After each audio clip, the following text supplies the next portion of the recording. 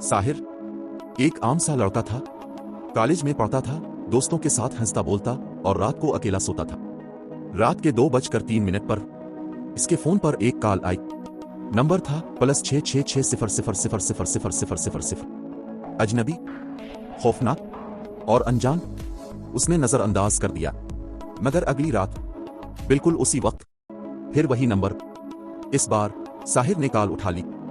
तुम आखिरी हो। साहिर का दिल तेज धड़कने लगा। उसने फोन बंद किया, करवट ली और सोने की कोशिश की।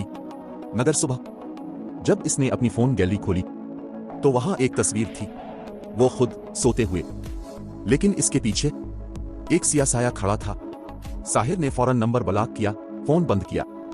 लेकिन अगली रात फोन बंद होने के बावजूद 2:03 पर खुद ब खुद अलार्म बजा। कमरे की लाइटें बुझ गईं। दरवाजा आहिस्ता से चरचराया और खिल गया। जब आखिरी नंबर बंद हो जाए, हम खुद आते हैं। साहिर की चीखें अंधेरे में डूब गईं। अगली सुबह कमरा खाली था, बस एक फोन पड़ा था और उसमें आखिरी तस्वीर। साहिर की खिली आंखें और उसके पीछे वो साया अब करीब आ चुका था। आखिरी नंबर